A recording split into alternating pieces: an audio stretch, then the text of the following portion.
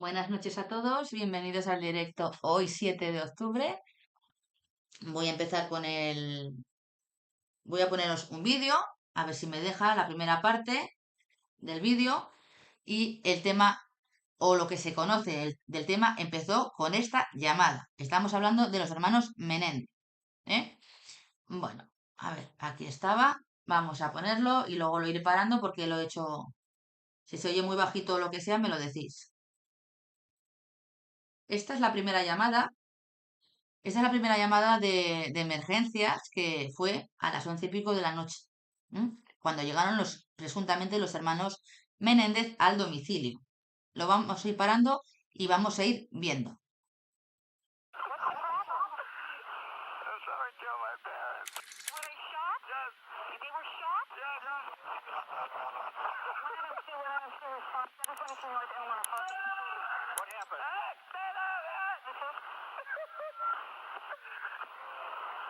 I have a hysterical person. Bueno, esa es la llamada que he cortado los trozos que no puedo enseñar. ¿Vale? Esa es la llamada que se recibió al 911 un 20 de marzo creo que fue, ahora os lo diré concretamente, y vamos a ir viendo poquito a poco lo que es el publicidad. Bueno, es un caso muy conocido directamente en Estados Unidos y además ahora ha saltado a la palestra no solamente por las series que va a hacer Netflix y todo lo que hay películas, hay series, hay libros. Bueno, ha sido un tema bastante conocido, ¿eh? Bueno, vamos a ver que lo voy a poner así. Bueno, aquí tenéis al señor José Menéndez. Este hombre es el padre de los dos hermanos que están acusados de matar con disparos a bocajarro tanto al padre como la madre. Bueno, vamos a ir conociendo un poco la familia y luego veremos, efectivamente, esto será una familia muy rica. Ya os voy a contar un poco la historia para que veáis de qué va el asunto, ¿de acuerdo? Bueno, aquí tenéis a Mary Louise Kitty, la llamaban Kitty Anderson, que tenéis que saber que este hombre era un hombre cubano que cuando en 1960 subió al poder el señor Castro, como venía de una familia adinerada, unos contadores de allí no les gustaba, perdieron todo el dinero y tal, lo mandaron a Estados Unidos y este hombre llegó a Estados Unidos y es la viva imagen del sueño americano. Se puso a trabajar en cocina, empezó a trabajar, a estudiar, fue buen estudiante, fue a la universidad pública, se hizo un nombre, empezó a tener dinero y a los 3 años de estar allí se casó con una norteamericana que también parece que era de familia adinerada, pero que era un poco desestructurada porque había muchos abusos y muchas broncas y problemas dentro del domicilio de esa señora. Y obviamente esa señora se casó con José. Tampoco lo habéis escuchado. Bueno, aquí como veis, este hombre abrió su propio sello discográfico que se llamaba RCA Records y trabajó con muchísimos cantantes, entre ellos grupos de puertorriqueños, que también cantaban, y era una pareja feliz hasta que nació Joseph Lai Menéndez, que es el hermano mayor de los Menéndez y que nació el 10 de enero de 1968. Luego nació Eric Galen Menéndez, que es el segundo hijo, y nacido el 27 de noviembre de 1970. Aquí no lo habéis oído ninguno. Bueno, pues ahora está de moda este caso, ¿eh? Esto es una aproximación por encima porque yo he conseguido, pero lo tengo que traducir, la declaración de los hermanos en el juicio que se celebró, pero está en inglés y son 4 horas y yo no sé cómo lo voy a traducir, pero si consigo traducirlo directamente os lo voy a poner con subtítulos porque es en inglés totalmente y estar 4 horas oyendo hablar en inglés a mí me puede estallar la cabeza, ¿de acuerdo? Hay documentales, hay películas, efectivamente. Y además hasta un estreno en Netflix que además ha tenido bastante crítica por parte de los hermanos porque dicen que mienten mucho con lo que están contando. Bueno, es que este caso es para alucinar. Y eso que lo he mirado por encima, como digo yo, que es que no tengo la sentencia. Yo querría tener esa sentencia para poder analizarla, aunque el derecho americano es completamente diferente a lo que es el derecho de aquí de España, ¿vale? Bueno, pues nació primero el primero, luego nació Eric, ¿eh? Y aquí está el matrimonio. Y para que veáis, vamos a ver cómo era el padre, vamos a poner el siguiente trozo de vídeo. Buenas noches, Tommy. Vamos a poner el segundo, creo que es esta, aquí. El segundo trozo para que veáis que efectivamente era una persona muy, muy, muy influyente. ¿Vale? Company, folks, that brings you the Teenage Mutant Ninja Turtles video, which seriously is a hot video right now. It is. So the company is broad-based and it provides pretty much what the consumer wants. And you must have projections for down the road what you're expecting to make at some point. So we think 1989 will be a tremendous year. Bueno, este era el padre, como veis, con muchos contactos y era uno de los que producía las tortugas ninjas, que qué asco le tenía yo a esa serie, por Dios. ¿Eh? Bueno, efectivamente, estos son los que asesinaron al padre, a los padres. No, no, es que es en inglés, es el juicio real, las imágenes, porque luego veréis por qué he conseguido las imágenes de la declaración, de ellos en juicio, ¿vale? Ahora no me quiero adelantar, pero que veáis que efectivamente era una familia aparentemente feliz, el típico sueño americano de cualquier emigrante que realmente llega a Estados Unidos y consigue triunfar por sus propios medios. Bueno, vamos a ver. Bueno, pues cuando nacieron sus dos hijos, Lyle y Eric, se mudaron a New Jersey en una mansión enorme que estaba en Princeton, creo que se escribe así. No les faltaba de nada, había una vida aparentemente idílica, de lujos, de caprichos, de irse fuera, y parecía que lo tenían todo. Aquí los veis a los dos hijos con el matrimonio, un hombre de éxito, con mucho dinero, que cambió varias veces de trabajo, montó sus propias empresas y además acabó trabajando en una empresa muy, muy, muy, muy famosa, con mucho dinero, en la que le hicieron un contrato bastante, bastante jugoso y terminó mudándose, ahora os lo diré, pero en esa empresa le hicieron un seguro de vida, que me estoy adelantando pero tal, porque como era tan importante, querían asegurarse, tenía dos seguros, uno para la empresa y otro por unos 5 millones de dólares para la familia en el caso de que le pasara algo. ¿Eh? Imaginar cómo lo querían atar en la empresa. Buenas noches a las nuevas incorporaciones. Bueno, pues como os digo, en 1987 el padre decide cambiar de trabajo, apostar por el cine, comienza a trabajar en una distribuidora Carolco y se mudan a una mansión en Beverly Hills de unos 5 millones de dólares. Y en esta mansión habían vivido Prince, Elton John, era un sitio bastante, bastante lujoso. Bueno, esta es la casa, como podéis ver. Aparentemente por aquí no se ve nada, pero por dentro era bastante lujosa. En ese momento, Lyle, que es mayor, estudiaba en Princeton, de donde había sido expulsado por copiar y readmitido porque su padre fue a hablar y arreglar el desaguisado de su hijo. Porque el padre cuando no podía... Espera, es que le pongo yo. Si no... A ver.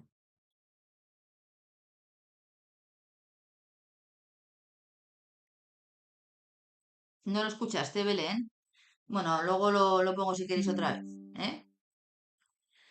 Bueno, para que sepáis que el padre cuando los hijos hacían algo mal, pues realmente aparte de ponerles profesores de apoyo y ser muy exigentes, un high Hitler muy severo, muy, muy sargento y muy cruel en la educación de sus hijos, pues cuando sus hijos metían la pata directamente, lo que hacía era ir a hablar con quien fuera, sobornar a quien pudiera, dar dinero y hacer que indebidamente, pues a su hijo que lo habían pillado copiando y haciendo directamente cosas que no se tendrían que hacer en la universidad, pues fuera readmitido.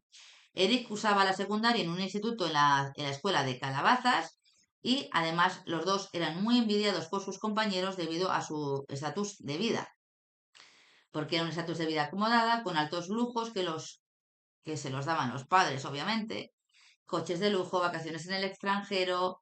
Los padres se supone que le decían que sí a los hijos a todos sus caprichos, Pero eso era de puertas para afuera, de puertas para adentro, estos dos niños vivieron un auténtico infierno, literalmente.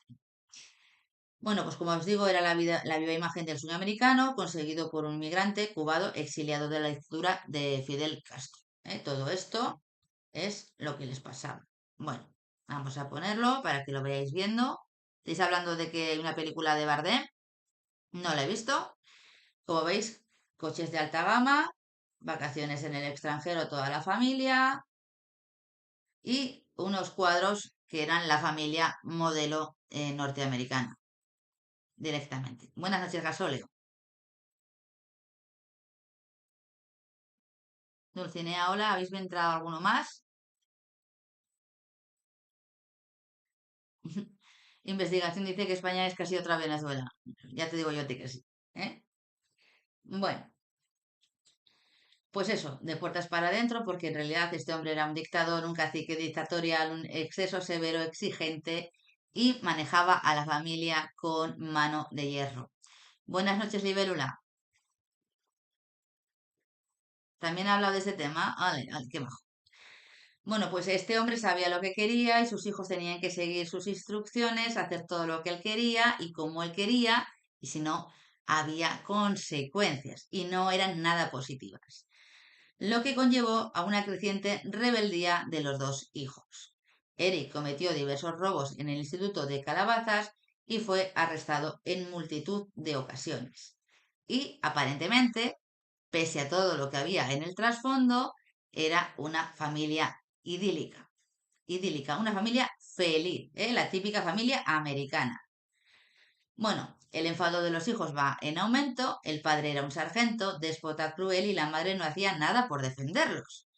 Es decir, y así seguía manteniendo la clase social que ella tenía. Y encima seguía el patrón del padre y les amenazaba a los hijos y los trataba fatal, todo por mantener la clase social que tenía y aparte que era una persona depresiva de la que llegaron a decir los hijos que era alcohólica y una mala persona. Ahí es nada la familia feliz que tenían estos chicos. Bueno, esta mujer nunca se enfrentó a su marido, sino que apoyaba ese tipo de educación y la disciplina y los malos tratos que se les daba por parte del padre. Bueno, el 18 de agosto, y esto se supo después, el 18 de agosto de 1989, los dos hijos fueron hacia San Diego, donde compraron dos escopetas Mossberg, esto sabía algo más tarde, como os digo, eran de un calibre 12, que eran las que se emplearon directamente en el crimen. Y el 20 de agosto salieron por la mañana toda la familia a cazar tiburones, pero lo que aquí tenéis que tener en cuenta es que, sí, empezó de fregaplatos, María, sí.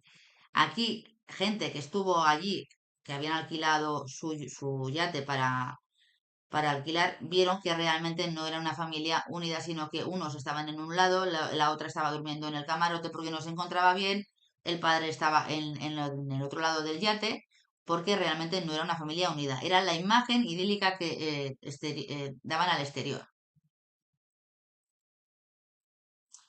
Dice Camino, padres que sembraron abuso, maltrato y crueldad a los hijos. Y eso es lo que recogieron. Bueno, es que esto es alucinante. Luego, a ver si nos da tiempo a hacer charla. Bueno, pues ese mismo día, del día 20 de agosto, cuando terminaron de hacer la salida en familia, los hermanos salen y sus padres se quedan en casa viendo la película de James Bond, La espía que me amó. Ole, ole.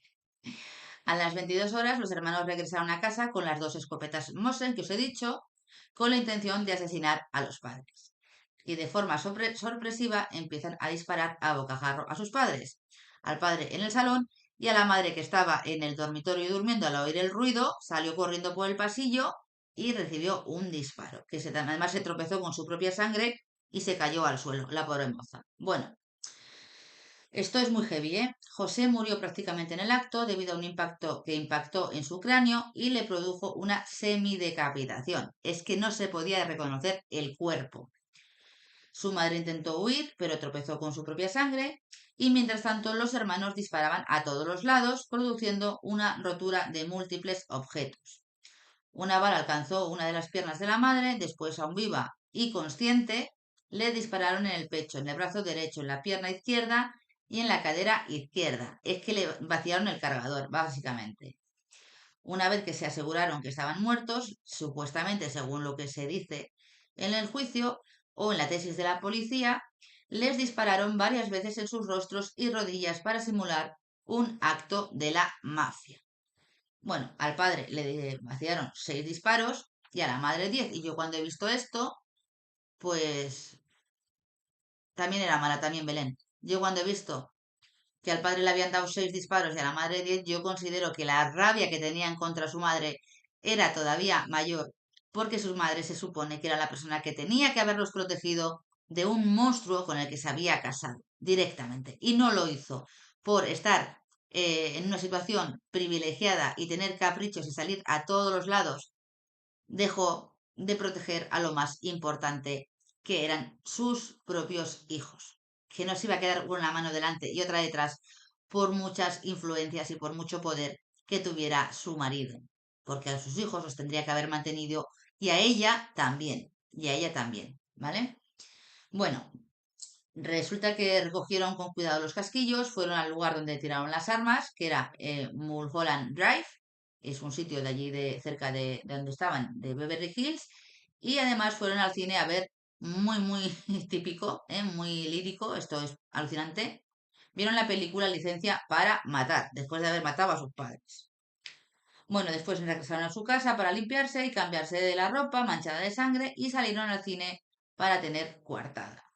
Después fueron al festival Tate of Ellie en Santa Mónica y a las 23:47 regresan a la casa y Lyle efectúa la llamada que os he puesto de emergencias al 911, histérico y fingiendo directamente que había sido pues algo relacionado con la mafia porque no había nada que faltar en la casa, no había un robo, no era un robo simulado y además tenéis que saber que me voy a poner yo ahora mismo sola yo que el tema es que allí en la casa sí que había seguridad. Lo que pasa que una semana antes les habían robado un coche, pero directamente no ponían la alarma y solían dejar la puerta de la parte de atrás abierta. O sea, que no tenían ni siquiera el cuidado necesario para evitar robos. Efectivamente, María, la madre se dedicaba a beber y a tener los caprichos que le daba la vida de lujos y a ser una señora de alegre compañía, una mantenida directamente y hacer la vista gorda de los abusos que estaban sufriendo sus hijos. Bueno, al principio la llamada, pues, la policía se la cree, y el lugar del crimen era el 722 de North Drive en Beverly Hills. Bueno, os voy a poner una de las fotos, porque la siguiente no la voy a poner porque es muy heavy, ¿eh? Porque se ve el cuerpo del hombre, solamente el cuerpo, solamente lo que es el tronco, no se ve la cabeza, obviamente, porque no se puede poner esa foto, y se ve todo lleno de sangre, pues que veáis esta foto, y luego creo, esperad que me voy a poner yo para no liarla, porque hay gente muy... Esta no es, aquí, esta sí que la puedo poner, que está vedada, para que veáis cómo quedó la casa, ¿eh? Y aquí estaba uno de los cuerpos, pero está pixelado para que a la gente no le entre mal rollo, ¿eh? Bueno, pues los hermanos relataron a la policía que su padre hacía negocios con grupos organizados de crimen organizado, que les debía dinero, básicamente era un ajuste de cuentas de la mafia, venganza por deudas del padre. Y durante meses se investigó a organizaciones mafiosas sin éxito. Esto yo no me lo creo. No me lo creo. Un hombre que va de la nada, me voy a poner yo. Un hombre que llega allí con 16 años, extranjero que se pone a trabajar de fregar platos y sube como la espuma y tiene tanto dinero, a mí en tan poco tiempo, a mí no me cuadra que sea por tema lícito, ¿vale? Vamos a dejarlo así. Y puede ser que efectivamente tuvieran vínculos con la mafia y hicieran algo ilegal, eso no significa que realmente los asesinos de ellos fueran sus hijos. Pero esa subida tan trascendental y tan rápida y con tanto dinero y con tanto poder y con tanto contacto en las altas esferas de Beverly Hills, obviamente a mí me chirría bastante, ¿eh? A mí me chirría bastante. Pero no es una cosa que se esté analizando en este caso. Bueno, la policía necesitaba un sospechoso, no lo tenía, y empezaron a observar el comportamiento de los hermanos, que extrañó al círculo cercano de la familia, y la policía empezó a investigar a los dos hermanos y su comportamiento. Porque el día anterior al funeral de sus padres, el hermano mayor, Lyle, había comprado 3 relojes Rolex por un importe de $15.000, $5.000 cada uno. Los hermanos empiezan a hacer gastos desenfrenados, a gastarse la herencia de los padres, y de camino al funeral, en la limusina, el hermano mayor, Lyle, le enseñó que llevaba puestos los mocasines de su padre a la secretaria del mismo, que se llamaba Marcia Iceberg, y riéndose le dijo a la misma, a Marcia, quien dijo que no podría llenar los zapatos de mi padre. Es que aquí también había maltrato psicológico hacia los menores. Y nada más terminar el entierro, se fueron a ver un partido de tenis del US Open. Buenas noches, Cintia. Bueno, esto es una aproximación, ¿eh? Algún día podré profundizar. Bueno, pues los hermanos empezaron a gastar el dinero de la herencia y del seguro de vida de sus padres, se mudaron de la mansión, se alojaron en un lujoso hotel y compraron 2 apartamentos de alto standing en Marina del Rey. O sea, estaban viviendo a lo loco, estaban totalmente desconcentrados o sea, no tenían límites. Estos chicos necesitaban tratamiento, ¿eh? Estaban eufóricos de haberse quitado un problema muy serio de encima y no tenían sus capacidades mentales adecuadas. Y esto no era, bajo mi punto de vista, que quisieran vivir una vida de lujo y desenfreno, sino que directamente era una manera de rebelarse contra todo lo que después vais a ver que estaban viviendo estas personas durante años y aguantando en silencio además. No sin antes acudir a la empresa, que esto también lo hicieron, donde trabajaba el padre, a ver si había un seguro de vida del padre realizado por la empresa, que no entró en vigor, y esto es lo que os estaba diciendo antes, porque el padre no se había hecho el reconocimiento médico preceptivo. Y esto, por lo visto, frustró a los dos hermanos y puso en marcha a la empresa donde trabajaba el padre, que contrató un detective privado para que siguiera a los dos hermanos. Quería encargarles el muerto porque algo sospechaban. Bueno, el hermano mayor Lai sigue manteniendo un nivel de vida excesivamente alto, paseando en el Mercedes-Benz convertible, restaurantes carísimos, viajes en el extranjero con todo tipo de lujos. Se compra un Porsche 911 y una tienda de restaurantes que se llamaba Jack Spring Street Café, que era un restaurante en Princeton, porque decía que la madre tenía un sueño que era tener una franquicia de comida y él lo estaba haciendo en su honor. Como veis, realmente estos chicos necesitaban tratamiento psicológico urgente. También compró viviendas en New Jersey y les alquiló y luego se gastó $40.000 en ropa de diseñador. Buenas noches, Susi. Bueno, ahora vamos con Eric. Eric dejó los estudios, que tampoco le gustaban, se dedicó al tenis profesional, contrató a un entrenador personal por $60.000 al año e hizo un álbum fotográfico porque también quería ser modelo. Querían vivir su vida y no hacer lo que les estaba ordenando su padre con mano de hierro. También se dedicó a apostar, perdiendo muchísima cantidad de dinero. Familia Walsh. Ya lo miraré. Mándame, Cintia, el enlace por Instagram y lo miro, ¿vale? Bueno, los allegados de la familia hablan con la policía de estos gastos, pero claro, ¿qué pasa? Que la policía no tenía problemas, o sea, no tenía pruebas para enjuiciarlos. Directamente no había ninguna prueba. Hasta que de forma imprevista llegó una revelación de uno de los amigos de Eric y posteriormente una supuesta confesión de uno de los hermanos a su terapeuta. Bueno, aquí sale Craig Gingarelli, vamos a llamarlo Craig directamente, ¿vale? vamos a llamarlo Craig, que era un amigo de Eric. Bueno, y aquí veis cómo fue incluso hasta a declarar en el juicio de los hermanos. Bueno, pues Craig, este chico era amigo de Eric, que ambos habían escrito un guión cinematográfico de 66 páginas titulado Friends, se dice Friends, aunque se escriba Friends, Friends, que versaba sobre, eso me quedó muy claro en inglés, que versaba sobre un chico de 18 años mimado que sentía atracción por la muerte. Y aquí, como veis, está efectivamente el guión aquí y aquí es la primera página, una un poquito más alejada y otra un poquito más cerca. Pero lo voy a acercar para que veáis, ¿eh? Que era como una novela de Hamilton, Joe, era un guión directamente, ¿vale?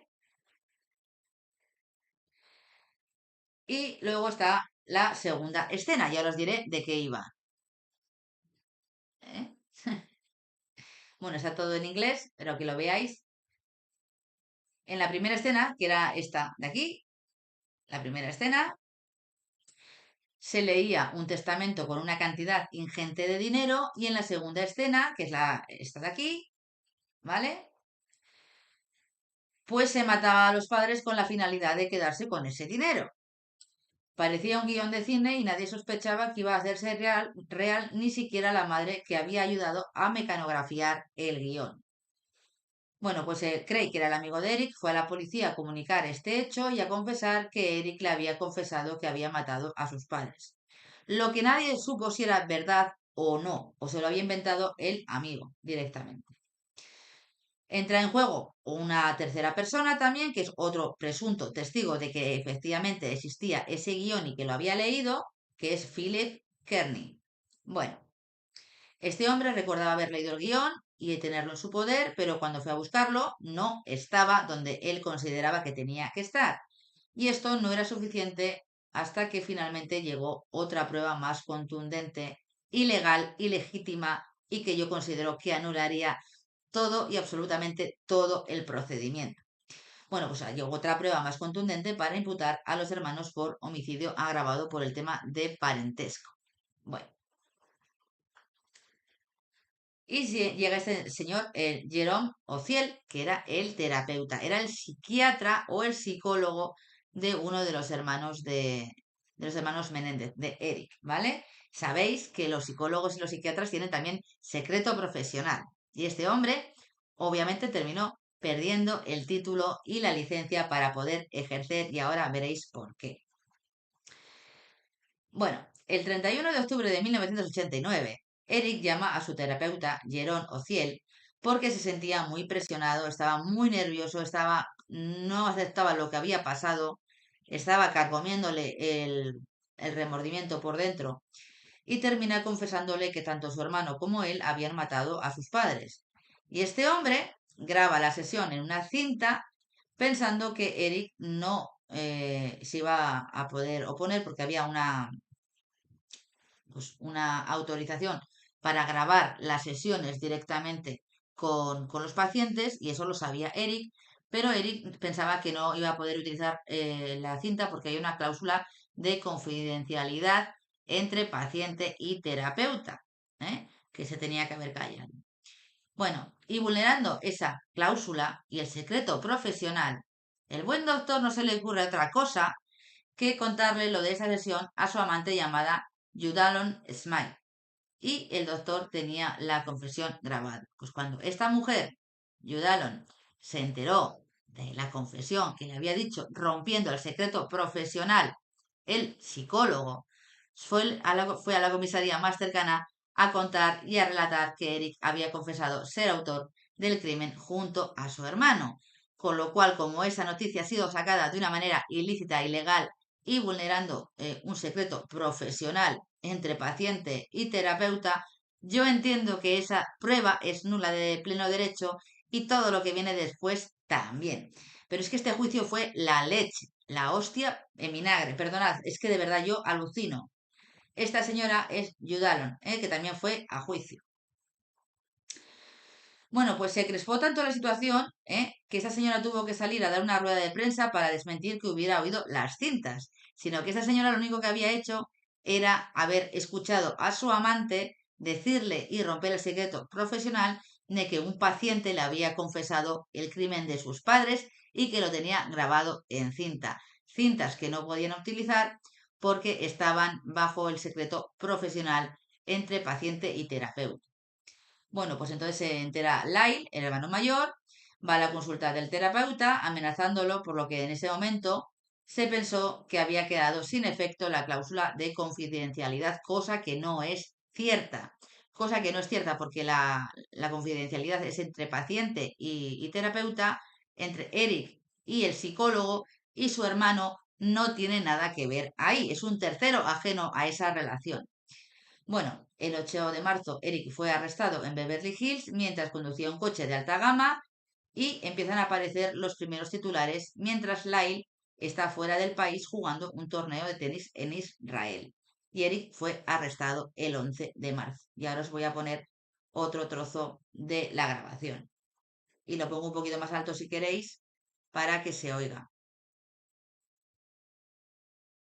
Learned that two 12-gauge shotguns were purchased at this sporting goods store in San Diego on August 18th, 2 days before the Si se oye muy bajito me lo decís y lo pongo otra vez, ¿eh? murder. Ahí es donde compró las armas. Vale, esto es el psicólogo. Bueno, vale, luego lo busco. Las amantes que chugan son. Bueno, luego veréis lo de la policía, ¿vale? Bueno, comienza el juicio de los Menéndez ante el gran jurado. Aquí también hubo otra irregularidad, que esto es que clama al cielo. El 8 de diciembre de 1992 se le leyeron los cargos de asesinato premeditado, asesinato en primer grado, no, asesinato en primer grado y conspiración para asesinar. Bueno, y comienza el juicio y el circo mediático en el año 1993, estando ellos en prisión preventiva. Y como no, para que veáis que es que yo he flipado porque he visto que en algunos sitios, como en Argentina, se retransmiten determinadas cosas por el canal de la corte, ¿eh? Que aquí vamos con mucho retraso, chicos. Aquí hay que exigir que nos pongan una televisión de crímenes y de juicios y que pongan a grabar las sesiones y que sean públicas efectivamente real, como pasó con este juicio que lo retransmitieron por la televisión en un canal que se llamaba Kurt TV. Aquí necesitamos una Kurt TV, un juzgado TV y no de guardia, madre mía. De verdad, perdona que me ría, pero es que esto es surrealista, que te retransmitan el juicio por televisión entero. Aquí fueron cuando llegaban los chicos, porque eran chicos que tenían muchísimos problemas por toda la agresividad que no podían sacar, por toda la situación que estaban viviendo. Y nadie supo sacar esa rabia, esa frustración y los problemas que pudieran tener en los centros educativos. Por eso fueron, no porque nadie había puesto un grito en el cielo, nadie se había dado cuenta de que estaban siendo abusados por su padre de todas las maneras habidas y por haber, y su madre pasando de todo. Y simplemente los llevaban ahí porque si tenían algún problema con el colegio o algún tema con robos, como había sido el caso, pues era para que les dieran tratamiento. Y no es que fueran ni sociópatas, ni psicópatas, ni muchísimo menos, que también se ha llegado a decir que esos chicos eran unos sociópatas cuando realmente nadie les ha hecho las pruebas. Que yo sepa, y ya os digo que esto es muy por encima de lo que he podido ver. Bueno, pues la siguiente irregularidad, aparte de las cintas, es que a cada hermano en el mismo juicio había dos jurados, uno para cada uno, un jurado distinto, cuando realmente el jurado debería haber sido único para enjuiciar un caso con dos personas inculpadas y no un jurado distinto para cada uno de ellos. Y además se había emitido justo antes de iniciarse el juicio, y ya sabéis que el jurado es gente del pueblo llano, sin conocimientos de derecho, que lo cogen para ir allí, los encierran, allí sí, los encierran para que vean el juicio y luego emitan un veredicto, pero ese jurado ya iba condicionado literalmente con un veredicto de culpabilidad porque se había emitido un episodio de la ley, de la serie Ley y Orden basado en el crimen de los padres, que se llamaba El diente de la serpiente, contando toda la historia. Toda la historia. Esos chicos, Ana, no tuvieron ningún tipo de ayuda. Buenas noches, Tausus. Bueno, como veis, Menéndez Marder, este es el episodio de Ley y Orden, y justamente salió antes de que se constituyera el gran jurado para cada uno de los hermanos. Luego viene otra pieza clave que de verdad yo, chicos, llego a alucinar. Yo soy juez y oigo lo que ha oído este chico y ambos, yo no creo que hiciera lo que hizo este juez simplemente por la presión mediática, que muchas veces cuando la presión mediática entra por la puerta sale la justicia por la ventana. También os lo digo. Se llamaba James Albert. Este juez fue el encargado de enjuiciar en un primer momento lo que es el primer juicio de los hermanos de los hermanos Menéndez. Bueno, pues este señor que tenéis aquí, de forma arbitraria, ilegal, injustificada e injustificable de todas, porque viola el secreto profesional entre terapeuta y paciente, y con lo cual vulneraba los derechos directamente de Eric, dijo que las cintas del terapeuta se podían usar porque este juez determinó que no había secreto profesional porque los hermanos habían amenazado al terapeuta, cosa que no era cierta. Directamente había sido Lai y no Eric, con lo cual no podrían haber sido utilizadas porque la persona involucrada en esas conversaciones, que pueden ser incluso un delito de revelación de comunicaciones entre paciente y, y terapeuta, pues obviamente ahí ya todo lo que se hiciera después no tendría que haber tenido ningún tipo de justificación a nivel judicial. Bueno, pues que sepáis que era un juicio fácil para ganar para la fiscalía. Ya sabéis que allí los fiscales, cuanto más ganan, más alto suben, va por elecciones, no es como aquí, que es por una oposición. Los hermanos tenían todas las pruebas en su contra hasta que llegó el turno de la defensa. Bueno, ¿qué la hacía esta señora? Leslie Abramson. Esta era la abogada de los hermanos, de uno de los hermanos. Bueno, pues la defensa manifestó que sabía la razón por la que ocurrieron los hechos, había abusos continuos, tanto físicos como psicológicos, y de carácter íntimo a los hermanos. Y ahora sí que os voy a poner el vídeo para que veáis lo que declaró este señor, que era el psicólogo, y tuvo la poca decencia de ir a juicio también y declarar lo que le había contado su paciente bajo secreto profesional e inculpar a los dos hermanos porque sí, porque él lo vale. Y este hombre obviamente terminó perdiendo la licencia de psicólogo. Vamos a escucharlo y me va a quedar un momento. First, and I believe that he was shooting at his father, and then Lyle followed after him, and basically, quote, Lyle finished off the job. Eric told me that his father said something like no, and turned away and was shot as he was saying that. The father died first, and the mother did not die with the first shots that were fired at her. He said that she was moaning and trying to crawl. Did Eric describe for you the scene of the room? Yes, he did. There was blood all over the room and pieces of tissue. Bueno, vamos a seguir viendo un poquito. Y aquí es cuando se determina directamente, también quería que lo vierais, la orden de detención. Those police detectives arrested Joseph Lyle Menendez, 22, for the August murders of his mother and father. He offered no resistance and was taken into custody without incident. His brother, Eric Galen Menendez, 19, also wanted for the same crimes, is being sought as approximately 1:20 p.m. Beverly Hills police detectives arrested Joseph Lyle Menendez, 22, for the August murders of his mother and father. He offered no resistance and was taken into custody without incident. His brother, Eric Galen Menendez, 19, also wanted for the same crimes, is being sought as believed to be out of the country. Y aquí va, ahora os lo pondré, que es parte del juicio directamente. Pero vamos a ir viendo antes del juicio. Como habéis visto, el señor, Como decís, perdió la licencia, la mujer, la amante y la dignidad. Obviamente. ¿eh? Es que eso ya sería para haber anulado el juicio. Prueba obtenida ilícitamente por violación del secreto profesional, con lo cual ya tendría que ser anulado el juicio.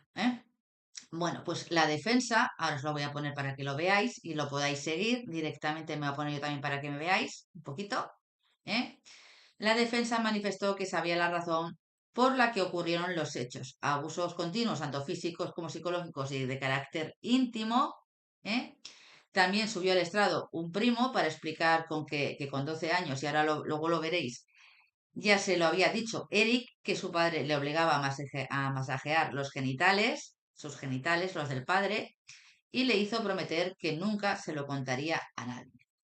Y también hay otro testimonio de abusos de esta señora, Diane Bader-Molen, que también sabía que había abusos durante muchos años. Es decir, los abusos eran vox populi, pero como era la familia perfecta, nadie les echó una mano directamente. Bueno, pues esta señora, la señora Diane, vamos a llamarla Diane, confesó que le habían comunicado tiempo atrás que sufrían abusos de sus padres y que ambos hermanos habían confrontado a su padre poco tiempo antes del crimen. Que si los abusos no paraban, habrían públicos los abusos y arruinarían su reputación en Hollywood, por lo que el padre los había amenazado de muerte. Decían que si contaban algo y no se sometían a los caprichos del señor cacique, el señor general, el señor que mandaba en su casa, el dictador, pues iba a acabar con su vida, con la vida de sus 2 hijos. Y que no le iba a pasar nada, obviamente, porque tenía muchos contactos, mucho dinero y mucho poder. Claro. Esto probaba que el homicidio fue en defensa propia. Y además, respecto a la madre, testificaron que se sabía de los abusos que sufrían, los permitía y nunca hizo nada para impedirlos, y que se negaba a defender a sus propios hijos. Los telespectadores, obviamente, que estaban viendo todo esto por televisión, creyeron el testimonio de los Menéndez, pero la fiscalía tenía otra teoría y, según la fiscalía, el móvil del crimen era heredar el patrimonio de los padres, que tampoco era tanto dinero como se pensaban. Eran 2 jóvenes malcriados y caprichosos que solo querían dinero. Lo que no dijo la fiscalía era que no había tanto dinero, no había ninguna cuenta secreta en Suiza ni en ningún paraíso fiscal y realmente no tenían tanta fortuna como hacían ver a la gente directamente. El móvil del crimen era heredar el patrimonio de sus padres, como os he dicho, y los gastos realizados tras la muerte de sus padres podían justificar esa teoría. Me dice Cintia que hay un youtuber en México, mexicano, que se dedica a traducir todos los juicios mediáticos de USA. Vale. Y pues ya me lo dirás por privado a ver si me lo puede hacer. Que esto es, o dónde lo puedo mirar a ver si lo ha traducido. Bueno, según la fiscalía eran asesinos a sangre fría que habían actuado con premeditación, es decir, planeando las cosas y utilizando lo que habían comprado. Como os dije, aquí podría llegar a haber premeditación porque compraron el arma días antes y fue con ese arma con el que acabaron con la vida de sus padres. Ahí podría entenderse que hubiera premeditación.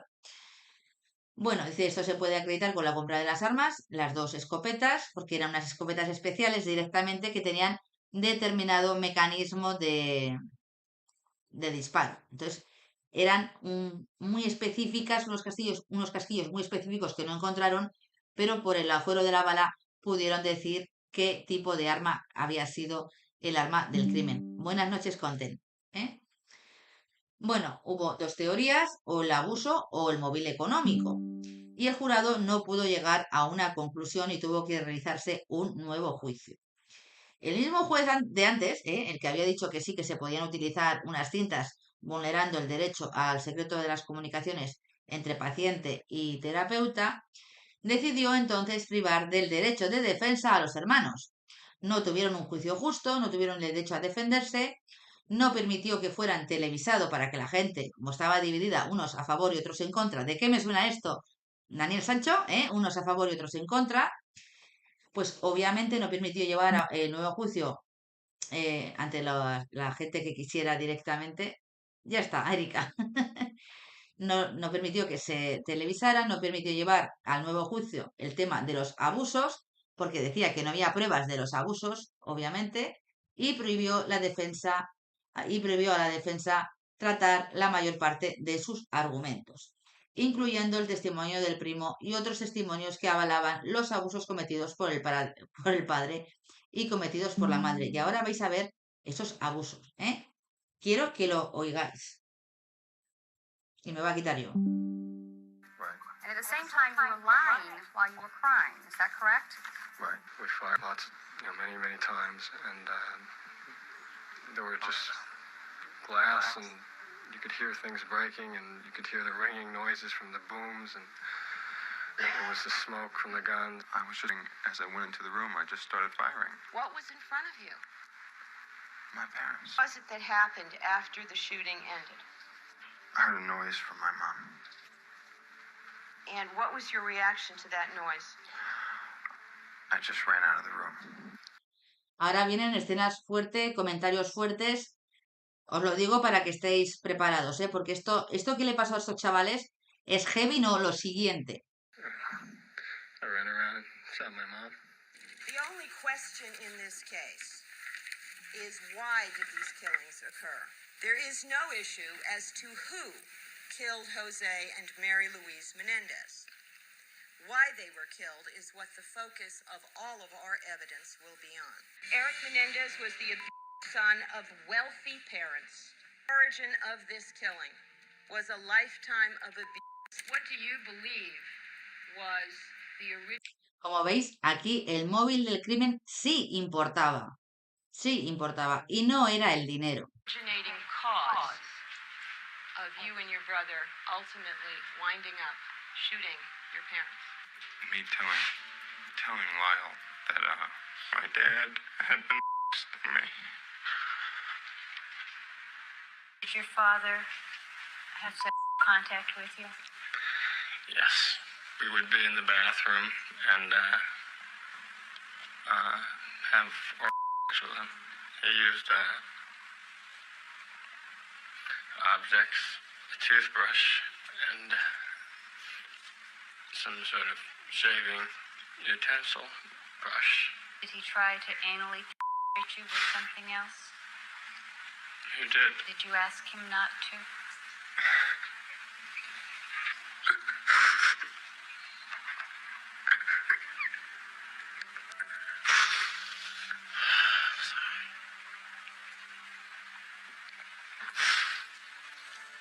I just told him that I didn't want to do this. La cara del juez es un poema, obviamente. Vamos, ¿qué le pongo yo? Y seguimos. Bueno, como veis, antes de que siga, porque esto sigue, ¿eh? Este chico y su hermano fueron objetos de abusos de carácter íntimo por parte de una persona que se supone que le tenía que proteger. Son hombres abusados por hombres, por una persona que era su padre, y nadie les ayudó. Y no contentos con eso, tuvieron que defenderse de un cacique que les había amenazado directamente con matarlos, que les había jodido la infancia y toda la vida, y que hicieron que necesitaran ayuda de un verdadero profesional y no del esperpento de psicólogo que se les puso, porque también era amigo de los padres. O sea, que no tuvieron ayuda de nadie, para que luego me digan que un hombre no puede agredir a otro hombre. Se están dando situaciones. Y esto no es nuevo, es de hace mucho, mucho. Y yo siempre he dicho lo mismo, este tema a mí me ha puesto enferma. Y me ha puesto enferma, me va a poner un momento y ahora seguimos, porque esto es muy heavy lo que dice, porque los niños no se tocan. Por mucho que una familia tenga mucho dinero y tenga mucho poder, los niños no se tocan y deberían de proteger a los menores. A los menores. Porque ahora lo que va a decir es alucinante. ¿Eh? Es que a mí se me ha roto el alma. Yo soy madre y yo no sé cómo reaccionaría si a un desgraciado energúmeno de pacotilla le hace esto que le hicieron a estos chicos. Que no me extraña que hicieran esta barbaridad. Es que mentalmente estos críos no podían estar bien después de una vida de abusos de carácter íntimo, agresiones, golpes, gritos, amenazas, Hay que ponerse en la situación. Estos chicos mentalmente no podían estar bien. Y bajo mi punto de vista, hasta aquí no han tenido un juicio justo. Pero ahora vais a ver que es que el Estado tampoco los trató justamente y tampoco veló por sus derechos una vez que fueron condenados injustamente. ¿Eh? Vamos a seguir porque se os va a caer el alma a los pies. A mí se me ha caído directamente. Escuchad incluso lo que les llegaba a meter por determinadas zonas del cuerpo. Y que sepáis que cualquier penetración por cualquier cavidad anal, bucal u oral, cualquier penetración, ya sea con un cepillo de dientes, con una cuchilla de afeitar o con cualquier otra cosa, es un delito de agresión. Lo que antiguamente llamábamos violín. Y aquí hay un delito de violín continuado durante muchos años. Y abusos sexuales a menores también. Y maltrato infantil. Y así fue la vida de estos dos. Para que luego opinen de que son dos asesinos. Seguimos. Hurt me. He said that he didn't mean to hurt me. He loved me. Y luego le decía que lo quería. Vamos a ver si seguimos un poquito más. A ver si es esto. Este es el primo que dio la cara y fue a juicio.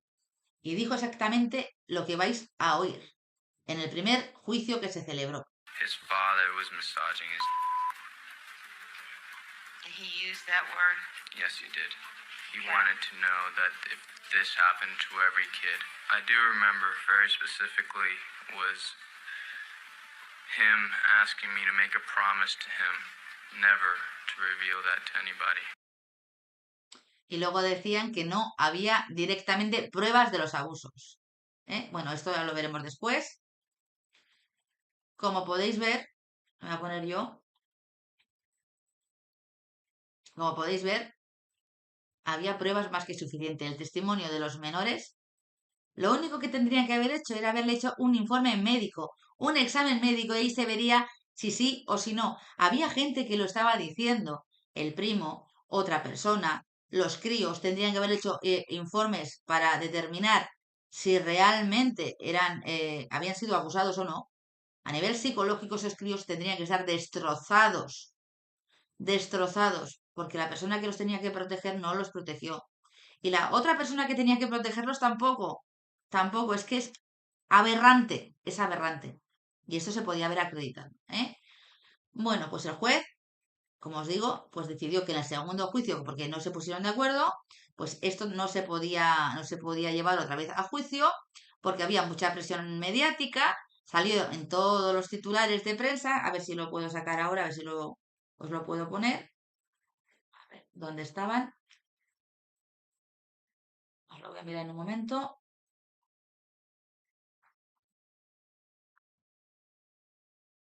Tengo aquí todas las cosas. Vale. Bueno. Aquí, como veis, salió en Los Angeles Times también, y incluso en todos los periódicos en primera plana. Bueno. Fue una barbaridad. Fue una caza de brujas, directamente. Bueno, se eliminó la posibilidad de que fuera homicidio involuntario o en defensa propia y se determinó al jurado que o lo tenían que declarar inocentes o los tenían que condenar a cadena perpetua, porque a pena de muerte no los podían declarar porque no tenían antecedentes penales serios. Si no, estos chicos, seguramente, si los hubieran condenado a muerte, estarían muertos y ahora se darían cuenta de que era uno de los grandes errores del sistema judicial de Estados Unidos. Básicamente. Bueno, vamos a seguir. El 17 de abril de 1996 se llegó a un veredicto de culpabilidad de asesinato en primer grado y culpabilidad de conspirar para cometer el crimen, siendo condenados, como os he dicho, a cadena perpetua sin posibilidad de libertad condicional. Y aquí es cuando se empezaron ya también a vulnerar sus derechos como presos, porque efectivamente se les podía privar del derecho a la libertad, pero no del resto de derechos, porque tienen derecho a tener relaciones entre familiares comunicación, y aquí directamente el juez separó definitivamente de por vida a los dos hermanos, pues uno con 21 y el otro con 18 añitos. Se les envió a centros penitenciarios diferentes, se les privó de poder tener relación entre los hermanos, porque el juez dijo que así no planearían una fuga. Y el juez se quedó tan ancho y tan pancho. Este hombre de verdad. Bueno, durante la fase de sentencia del juicio por asesinato, en el caso de Eric y Lyle, la abogada de la defensa, la misma que hemos visto, la Leslie Abramson, la que dijo que había habido abusos, habría ordenado a un testigo de la defensa, el doctor William Vicaray, que alterara sus notas. Esto no le conllevó a que tuviera un procedimiento por falso testimonio, pero el fiscal decidió que no lo iba a investigar. Los dos hermanos interpusieron recursos de anulación del juicio, alegando que habrían sufrido irreparables daños en la fase de la sentencia como resultado de las sugerencias de posible mala conducta y representación de la abogada. Es decir, no habían sido asesorados debidamente. Se apeló la sentencia y el 28 de mayo del 98 la Corte Suprema de California desestimó el recurso y confirmó la sentencia de cadena perpetua. Estaban en diferentes cárceles, como os he dicho, y tenían tanto verse como hablar por teléfono. Pero los hermanos se comunicaban por carta, en las que se narraban partidas de ajedrez, para comunicarse sus movimientos vitales y usaban a personas interpuestas a familiares para poder hablar entre ellos. Lyle, el hermano mayor, pidió 6 veces que lo trasladaran a la cárcel de su hermano, pero se lo denegaron. Y hasta el año 2018, desde el año 1993, que es cuando los detuvieron, bueno, en el 89, el 93 fue el juicio, los hermanos no lograron reunirse y fue cuando Lyle fue ubicado en la cárcel en la que se encontraba Eric en San Diego. No estaban en la misma celda, pero sí podrían comunicarse. Bueno, después de todas estas burradas que les habían hecho, como podéis ver, eran unos chicos que les jodieron la vida a sus propios padres. Salió otro testimonio de abusos del padre de los hermanos en diciembre del año 2023 por el cantante Roy Rosselló. Y aquí vamos a ver un poco más el vídeo, pero quiero que veáis quién es este señor, el Roy Rosselló.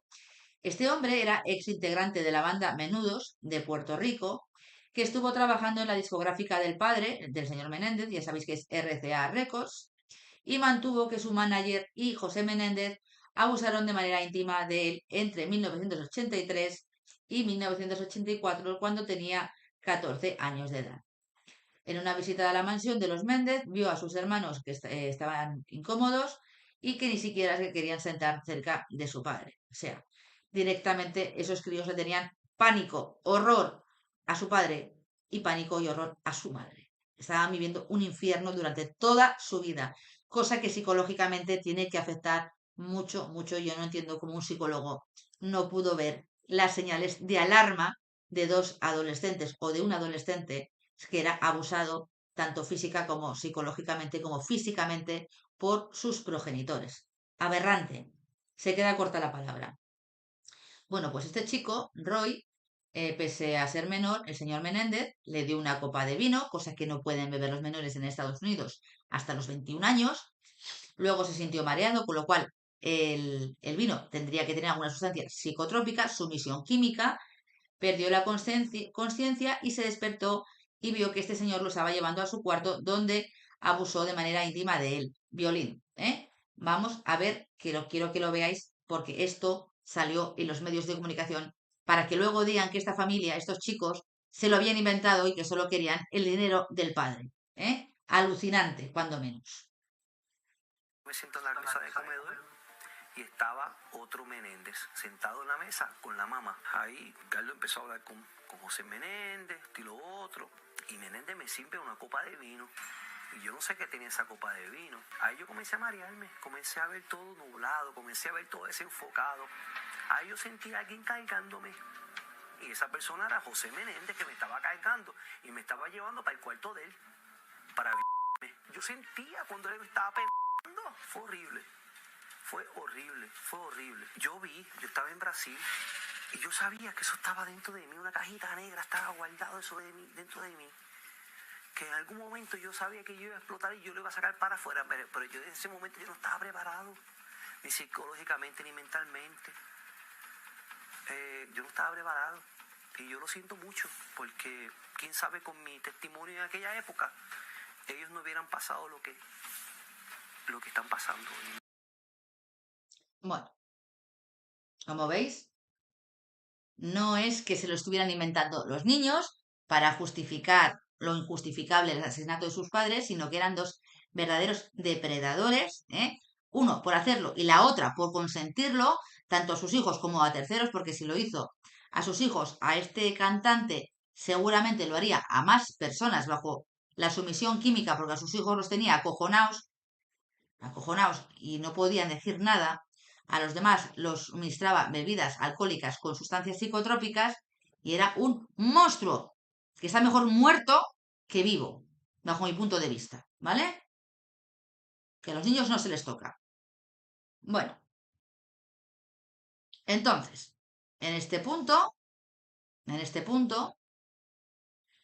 entra en juego Robert Rand, que es un periodista que había seguido el caso, que ha escrito libros sobre este asunto, ¿eh? Y dice lo siguiente. A ver, para que lo veáis. Bueno, este hombre descubrió una carta que Eric le escribió a su primo, al que había declarado en el primer juicio, que se declaró nulo, como sabéis, porque no se pudo llegar a un acuerdo, y en el segundo quitaron toda la parte de la defensa para que no tuvieran defensa, con lo cual se vulneraron sus derechos fundamentales a un procedimiento justo, con todas las garantías y con un principio de igualdad de armas entre el fiscal y la defensa. Pues encontró una carta que le habían mandado en el año 88 y el crimen es del año 89, que contenía una confesión y decía: todavía está pasando, Andy, y todavía es peor. Todas las noches me acuesto pensando que podría venir a mi cuarto. Tengo miedo. Está loco. Me ha advertido 100 veces que no se lo diga a nadie, especialmente a Lyle. Esta carta se encontró tras el fallecimiento del primo en el año 2003, que murió de una sobredosis supuestamente accidental de drogas. Y aquí está la carta. La carta es real. La carta no se la ha inventado nadie. Es manuscrita de Eric a su primo diciéndole que desde que nació básicamente este señor estaba abusando de él de manera íntima y además física y psicológicamente. Y no solamente de él. Ya habéis visto que de más gente también. Esta es una prueba de que lo que estaban diciendo los menores, en ese caso, bueno, los menores no, cuando eran menores, y después, cuando se produjo el crimen, era porque la situación de abuso de todo tipo, de carácter íntimo, psicológico, físico y mental, se estaba produciendo todavía en el año 88. 88. Y el crimen se cometió en el 89. Bueno, entonces, en mayo de 2023, este abogado, Cliff Gardner, presentó un recurso de habeas corpus ante el Tribunal Superior de Los Ángeles solicitando la anulación de las dos condenas, y con el testimonio de Roy y la carta se podrían reabrir la causa y alegar defensa propia. Lo que viene a ser legítima defensa, porque ese señor era un monstruo que les había destrozado la vida, estaba abusando de ellos y los había amenazado de muerte. Obviamente se estaban defendiendo de un depredador sex, ¿vale? De menores. Siendo hombre, agrediendo a otros hombres. No eran mujeres, eran hombres. Y aquí, si hubieran sido mujeres, el tema habría cambiado. El tema habría cambiado porque habrían creído a la mujer. A las niñas se les habría creído, pero a ellos no. Esto es ser homófobo con todas las letras. Con todas las letras. Para que veáis que efectivamente existen las agresiones de carácter íntimo hacia los hombres. Buenas noches, Beatriz.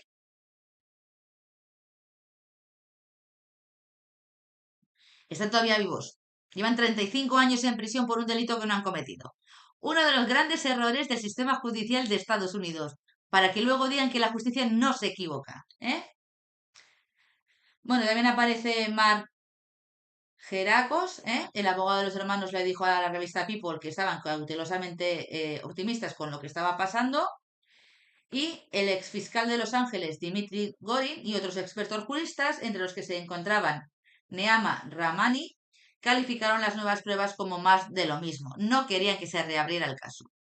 Pero ahora tienen apoyo de las personas a través de las redes sociales. La gente se ha volcado, ha dicho que esto es una barbaridad que estos chicos no tendrían que estar así, que no han tenido un juicio justo, que se han vulnerado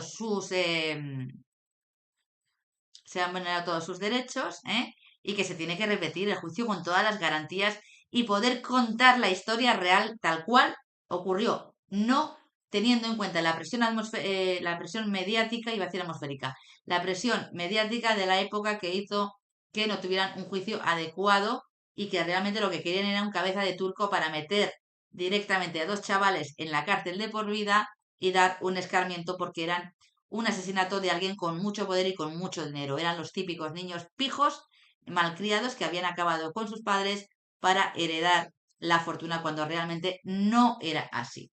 Bueno, el juez ordenó a los fiscales que respondieran a la petición realizada, para lo que tenían hasta el 26 de septiembre del 2024, cosa que sí que han hecho. Entonces voy a poneros la noticia. Aquí la tenemos. Como veis, os lo va a leer la inteligencia artificial porque yo ya me he cansado de leerlo. Zaragoza. 17. Grados C. 7. BBC News Mundo. 11. 1K seguidores. Las nuevas pruebas por las que la Fiscalía de Los Ángeles anunció que se revisará la condena de los hermanos Menéndez. Historia de redacción, BBC News Mundo. 3 días, 5 minutos de lectura. Las condenas de Eric y Lyle Menéndez, presos en Estados Unidos desde hace más de 3 décadas por el asesinato de sus padres, van a ser revisadas, según anunció este jueves la Fiscalía de Los Ángeles, en California. Llevan 35 años en prisión, de los cuales, ahora veréis, la mitad o las 3/4 partes han estado incomunicados los hermanos, o eso han pretendido, para que no pudieran comunicarse ni ejercitar ningún tipo de mecanismo juntos para defenderse de la aberración jurídica que hicieron con estos dos. California. El fiscal de distrito George Gascon dijo en rueda de prensa que existe una obligación moral y ética de revisar las pruebas presentadas por los abogados de los hermanos el año pasado, las cuales demostrarían que sufrieron abusos sexuales por parte de su padre y que actuaron en defensa propia. En 1989 los hermanos mataron a tiros a sus padres, José y Kitty Menéndez, en su mansión de Beverly Hills, en lo que según alegaron los fiscales durante el juicio en el que fueron condenados, fue un complot para heredar la fortuna familiar.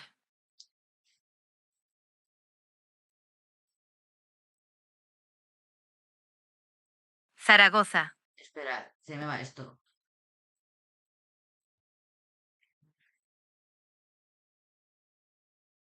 (17 grados C. ¿Por qué le pasa 7. esto? 11. Las 3. Estos asesinatos han vuelto a despertar el interés público desde que en septiembre se estrenó una serie de Netflix que relata los hechos.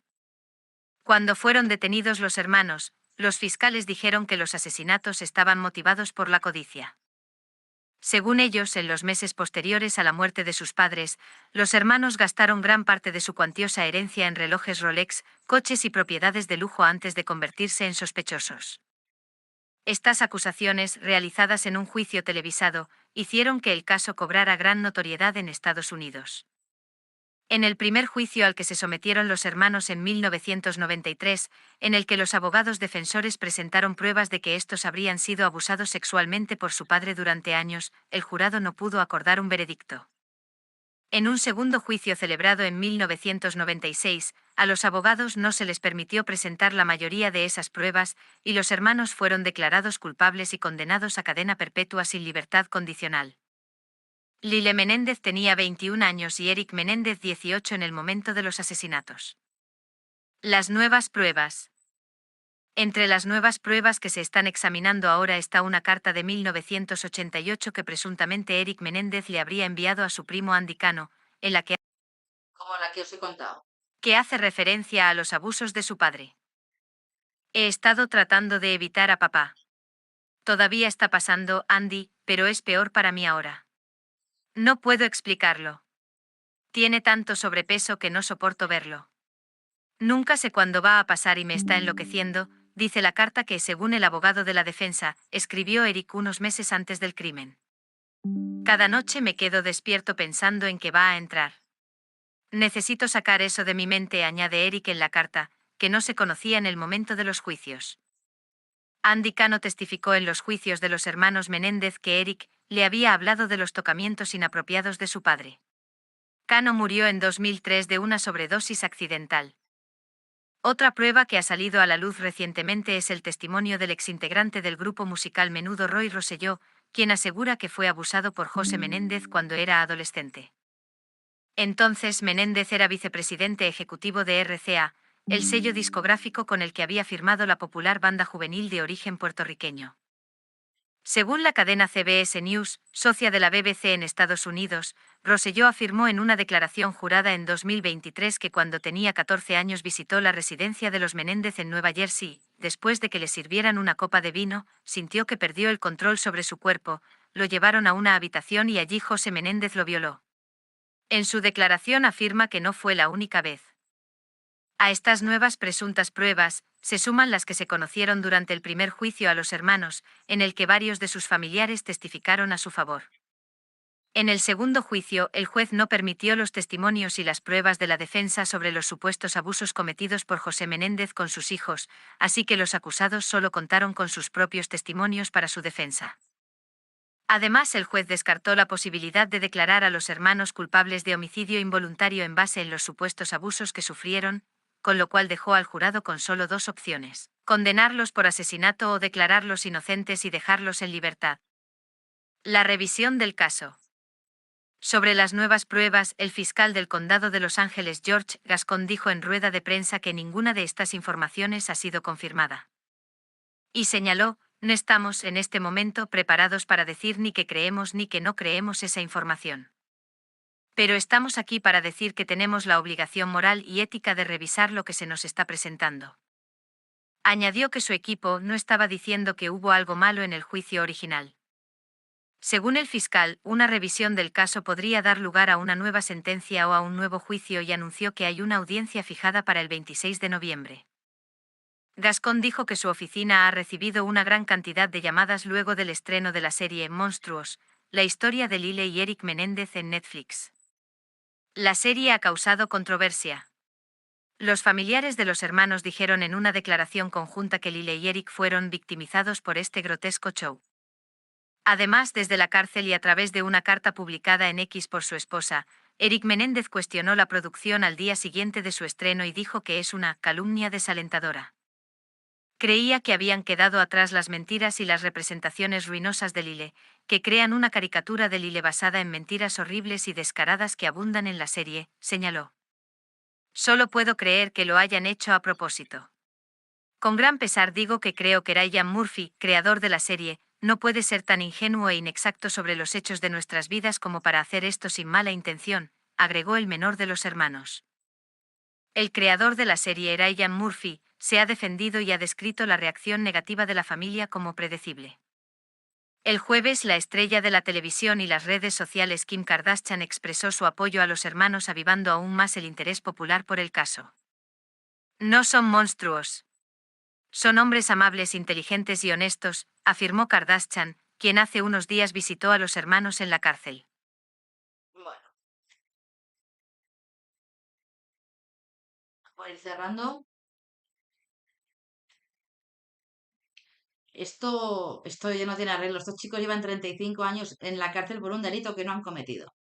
No hay delito de asesinato, hay un delito de homicidio. En todo caso, pudiera ser con legítima defensa. Involuntario no podría ser porque efectivamente se estaban defendiendo de una agresión de años y de una amenaza seria de un cacique, que los iba a matar.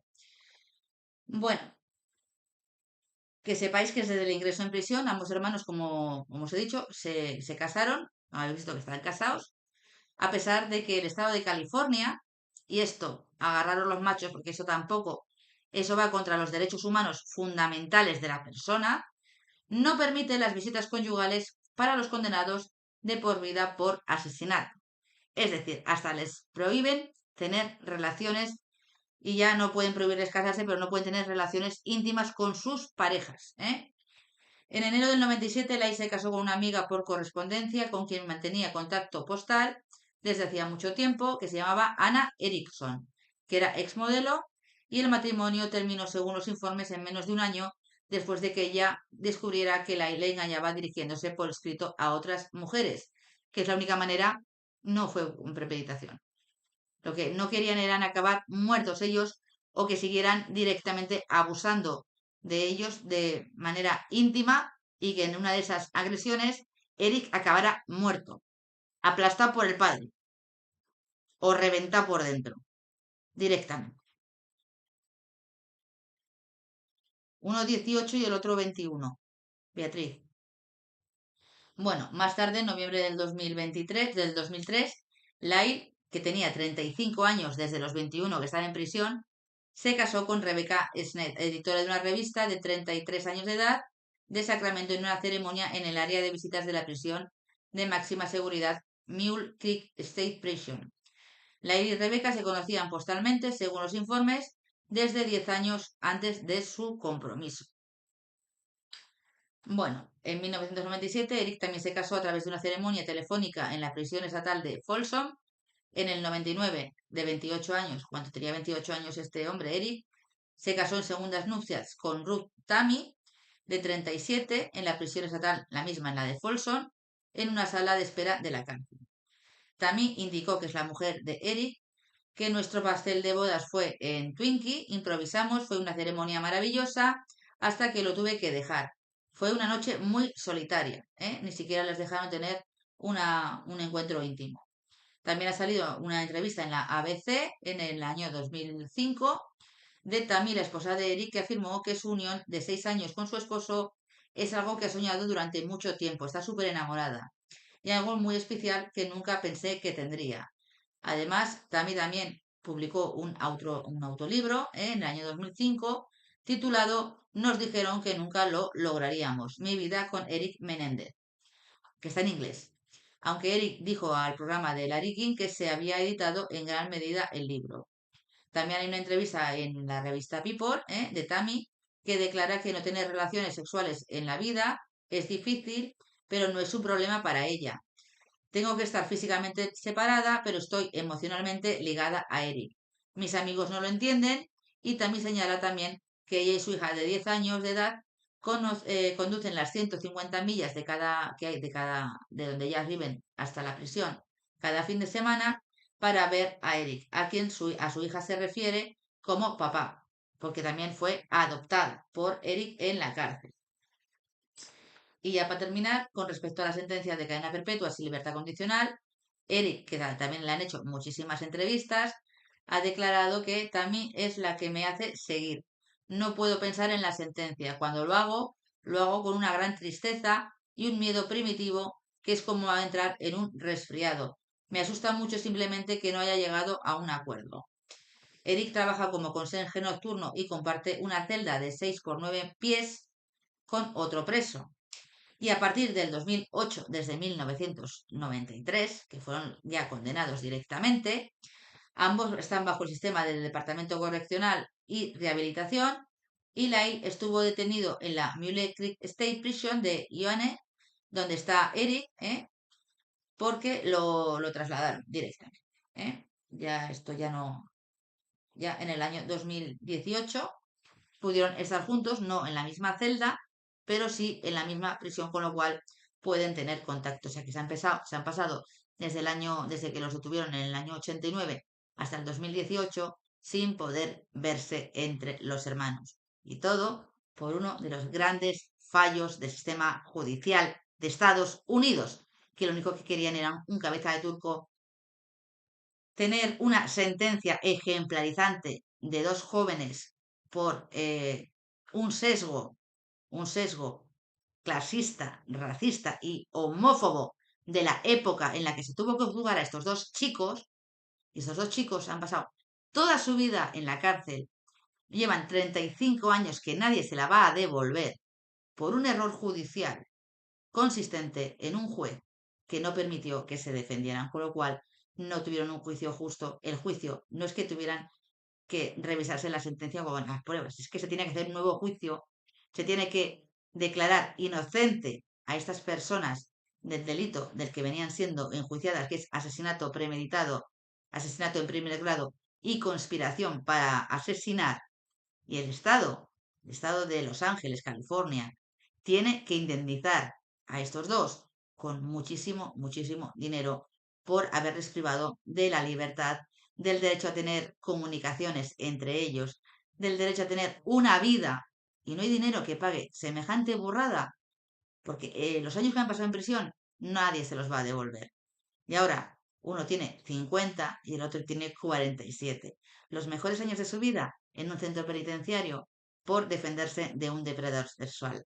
Y ahora que me digan a mí que un hombre no puede agredir a otro hombre de manera íntima, y que eso solamente pasa con las mujeres que son maltratadas, véase el señor Campos y los neandertales que dicen que solamente puede haber violaciones a las mujeres que son maltratadas y que no quieren tener relaciones con sus parejas. No sé qué pensáis, pero a mí este tema me ha llegado al alma, obviamente. Jamás de los jamases voy a apoyar a una persona que haga semejantes barbaridades con su hijo, que es que no eran solamente agresiones con el miembro viril, sino con introducción de objetos, con miedo, golpes, palizas y otro tipo de abusos a menores.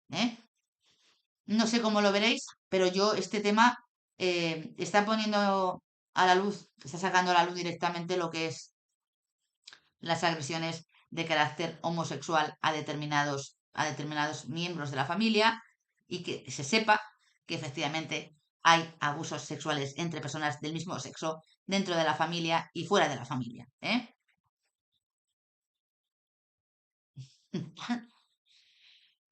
Este juez debería ser sancionado y castigado. Este juez debería haberle quitado el título de juez directamente.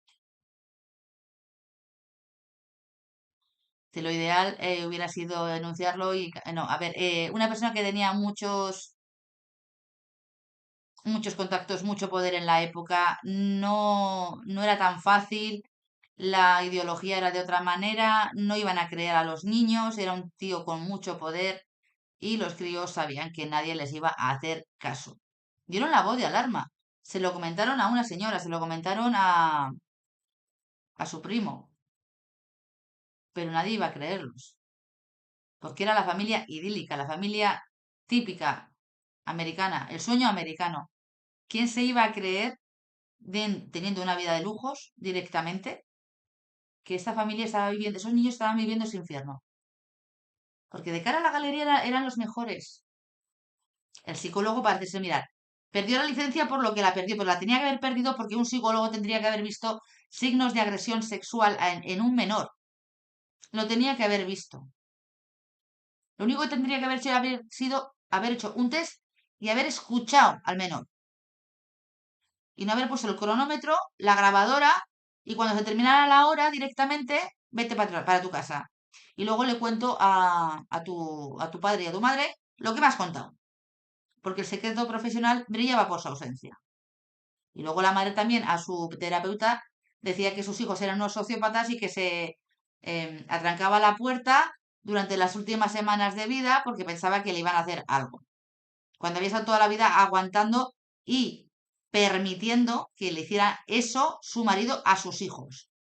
Que tendría que haber hecho lo mismo que Lorena Bobbitt, básicamente, para que la gente lo entienda, por tocar a sus hijos de esa forma. Y lo único que le interesaba era tener el estatus de vida. Para mí eso es una señora de compañía, ¿vale? Para que la gente lo entienda. Aguantar una situación en la que está habiendo esos abusos a tus hijos para seguir teniendo y manteniendo tu estatus social, dice mucho de la mujer. Y es tan culpable como el hombre, porque no ayudó a sus hijos. Y yo justifico lo que hicieron estos chicos. Yo lo justifico. Yo no suelo justificar ningún asesinato. Pero en este caso, ¿eran ellos o era el padre? Y psicológicamente estos chicos no estaban bien, después de todo lo que habían pasado. Y de las amenazas serias que estaban teniendo de que iban a matarlos si se decidían a denunciarlo y hacerlo público.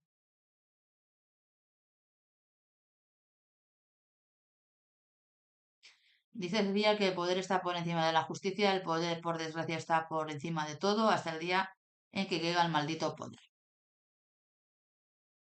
Ella es peor porque el que calla lo apoyaba, obviamente Ludi. Y como veis, está mejor muerto. Literalmente. Y ahora a mí que me da igual lo que me digan. Una persona así que hace eso con sus hijos no se merece vivir directamente. Ya no estoy hablando como abogada, estoy hablando como persona. Porque si ellos querían denunciar y él los amenazó de muerte y nadie los iba a creer, no los creyeron en sala, los van a creer un policía de la época, de los años 90, cuando las agresiones a los homosexuales no se tenían en cuenta. Los homosexuales eran unos degenerados y una familia rica con poder y con esa vida, no habría habido ningún policía ni ningún tribunal que los hubiera creído y además luego cuando hubieran vuelto a casa habrían cumplido sus amenazas directamente el padre y estos dos chicos estarían muertos, literalmente. Es que los abusos no acabaron ni cuando él se fue a la universidad ni cuando el otro estaba en el instituto, terminando la secundaria, que volvían a casa y seguían haciendo lo mismo. Y el que estaba en casa estaba viviendo todavía más infierno. Así que sí, estos chicos son completamente inocentes, porque por encima del derecho penal yo considero que está el derecho natural. Y el derecho natural dice que te puedes defender ante cualquier agresión ilegítima.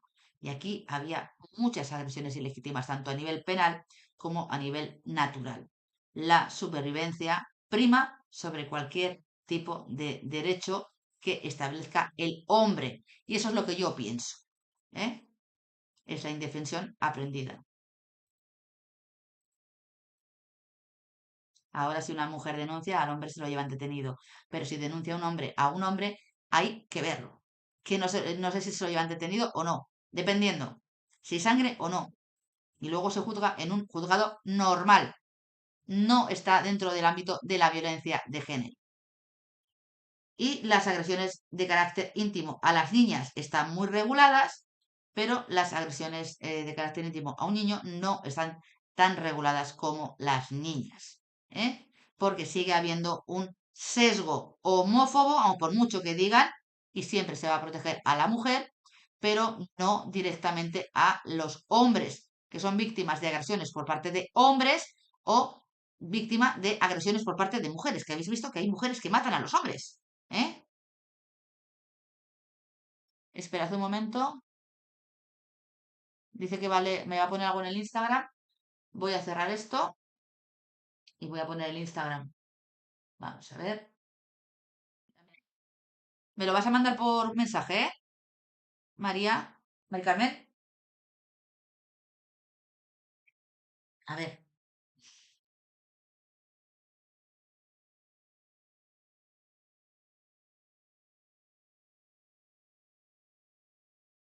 Aquí me ha mandado algo Cintia. Mari Carmen, mándamelo por mensaje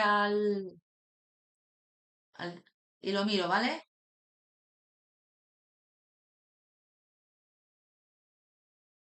No sé cómo lo veréis, pero como podéis ver, con los niños no.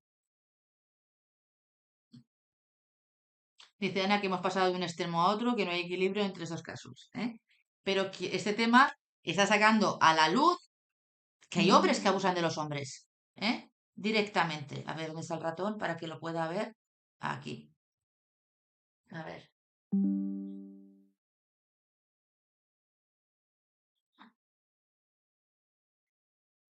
Vale. Ya lo he leído.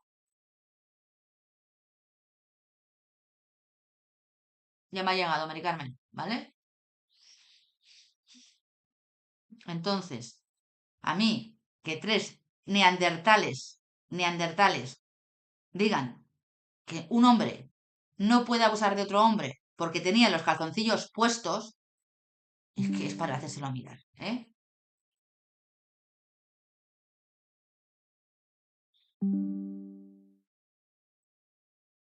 Bueno.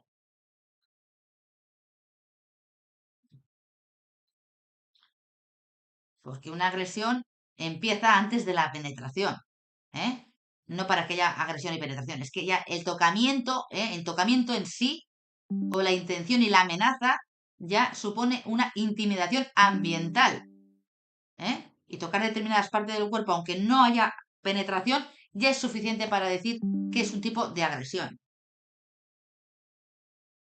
Vale, Mari Carmen, ya lo he visto, ¿vale? Ya lo he visto. No es no, como dijo Rodolfo, efectivamente. Y que salgan estas noticias ahora, estos temas ahora, pues obviamente es para concienciar a la gente. Y la gente se ha puesto de uñas con el no es no de Rodolfo. No es no, no lo ha dicho solamente Rodolfo. Estos chicos dijeron no, no. Y el otro, que es que yo te quiero, te quiero joder la vida y te quiero joder física y psicológicamente. ¿Eh? Entonces, que veáis este punto de vista de... Esperad un momento que le voy a contestar a Carmen.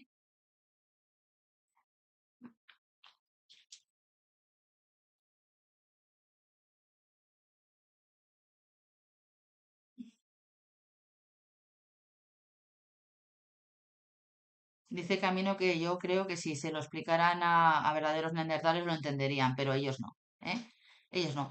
Pero que sepáis que efectivamente estos chicos son inocentes, les han jodido toda la vida simplemente por tener una portada y por la presión mediática. Efectivamente, exactamente igual que a Daniel Sancho, que el tema de Amanda Knox y otros que están en el canal, que también la metieron en prisión a ella por un delito que no había cometido y se pegó 4 largos años en una cárcel de Italia, ¿vale? Entonces, no sé si os ha gustado el directo o no, es más o menos un poco por encima. Ya os digo que aquí hay mucha cosa, que los interrogatorios del juicio se emitieron directamente y que además que se emitiera un capítulo directamente en la televisión sobre el crimen, sobre todo lo que había pasado justo antes del juicio y que la gente había visto ese capítulo de Ley y Orden, estaba condicionado directamente hacia la culpabilidad, pues hace que estos chicos tampoco tuvieran ni en el primero ni en el segundo juicio un juicio con todas las garantías porque el jurado ya estaba condicionado y no iba a tener la mente libre para poder valorar las pruebas en conciencia, sino que iban ya con el sesgo de culpabilidad. La primera vez con los abusos, obviamente la gente se quedó estupefacta y no supo reaccionar y para que conseguir pues que los condenaran, les privaron de su derecho de defensa. ¿Eh? Entonces, pues que lo sepáis, que a veces yo soy un poquito burra, pero efectivamente yo considero que esa gente no tiene derecho a nada, y menos si tocan a los niños. Yo siempre he dicho que con los niños no, jamás voy a justificar a un pederasta, ni muchísimo menos, y menos si es a sus propios hijos en estos términos, por mucho que sean la familia típica y el sueño americano hecho realidad. Bueno, espero que os haya gustado el directo. Estoy mirando otros temas, pero son muy largos. Hay un tema del bombón de Argentina, el bombón de Argentina, la primera mujer, la más joven condenada a cadena perpetua en Argentina por un homicidio. También a un hombre, a su pareja, y me lo quiero mirar muy bien para que veáis. Y voy a empezar a sacar todos los temas que yo considere que son necesarios para acreditar que el hombre también es víctima de violencia, tanto de carácter íntimo como de malos tratos y homicidios y asesinatos por parte de las mujeres. Que no todas las mujeres son víctimas de violencia de género, ni todos los hombres son violadores, ni son directamente asesinos de mujeres, porque hay veces que la tortilla se da la vuelta. Bueno, que paséis muy buena noche, que sepáis que con los niños no se tocan, ya tengas mucho dinero o no, y intento haceros algún vídeo o algún directo el miércoles, ¿de acuerdo? Bueno, chicos, que descanséis y nos vemos el miércoles, ¿de acuerdo? Un beso.